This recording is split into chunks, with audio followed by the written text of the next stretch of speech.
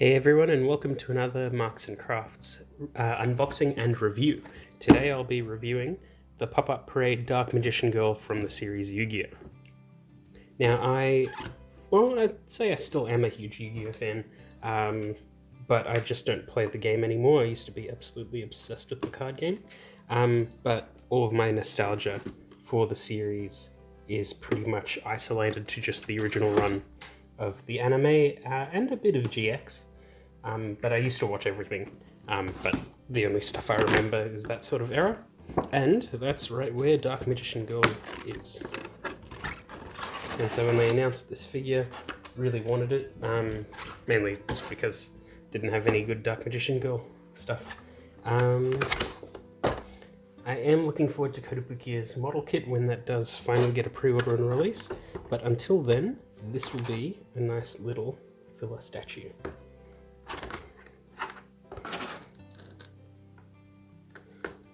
Now, hopefully this one doesn't have nearly as many errors as the Mako, and that was just a one-off sort of thing.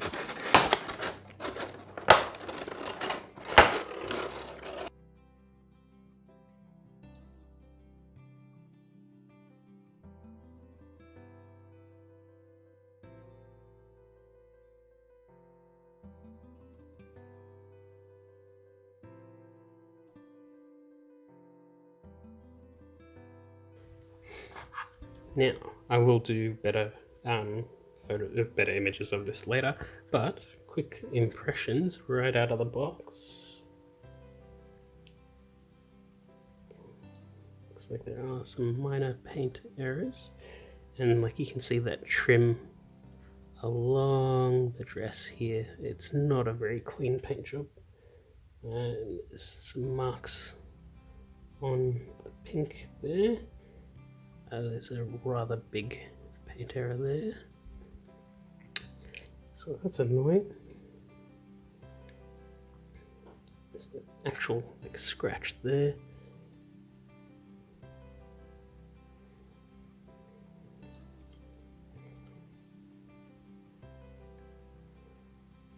There's a lot of messy paintwork on that pink trim on her hat on the back. It's another noticeable mold line in the middle. And no gigantic seam line this time though, but let's have a look at the face. The face is actually really good, which is again a surprising thing from Pop-Up Parade, because usually they're a little bit sketchy on the faces. That crest could be done a lot better. That's a bit of a shame. Like, these are inexpensive figures, but they're meant to be scale figure quality, but with a much more affordable price range, sitting in between scale and prize. And so it's annoying that they have quite a few paint issues that are pretty common in prize figures. Now here's Dark Magician Girl in a bit more controlled light, and you can see she does look very good. I am a little bit annoyed about paint errors and things like that, and they do seem like they're not as major in this figure, but they're a lot more prevalent, if that makes sense. Like, there's a lot more like messy application of paint, but it doesn't ruin the look, whereas I think some of the bits on the Mako one in person do actually ruin the look a bit.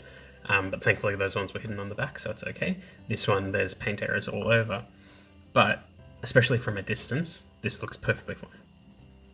There's no major thing that is popping out going, oh my goodness, that's horrible, and stuff like that. So just in general, it does look very good. The detail on the face and the eyes is very, very good. As someone who doesn't really like the look of Pop-Up Parade faces that much, I do think that they did a very good expression with Dark Magician Girl in this case, and they did a very good job with Mako, so I'm hoping that from here on out all the faces are quite good. Up until this point I wasn't too impressed with them. Now, pose-wise, I do quite like the look of this pose. It looks like a proper sort of Dark Magician Girl pose, and it's also sort of counter to some of the Pop-Up Parade figures that we've had so far, where it's not really a dynamic one, or it's a basic standing pose or something like that. This one, like, there's a lot more going on. It's a proper action pose, and she's even suspended in the air, rather nicely. I will talk about the base in a bit because there is a whole connector suspending her in the air, and not a huge fan of the colour they chose for that, but generally the choice of pose and everything like that is quite good. The figure stands quite tall because of this, and can sort of sit in back rows of figures and still look noticeable just fine, and you can display stuff in front of it without anything really getting in the way, which is great as well. And like the colours are very vibrant. It looks like the anime accurate colours, which is great. It has been a long time since I've seen the anime, so I could be wrong. But look, it looks like Dark Magician Girl to me, and that seems like a pretty good bonus. Now, like I said in the Maka review, not a huge fan of the hexagonal base. I understand that they will match with the whole brand, but I think that they can inject a bit more colour and variety into them. Like, I think the Weathering with You figures actually connect their bases together. The Demon Slayer ones all connect together, but I think the bases are still the hexagon. I could be wrong on that. And I believe the Your Name ones will have the connecting feature, much like the Weathering with You figures and the proper Your Name scales that came out many years ago. That's not even that long ago, really. It's several years.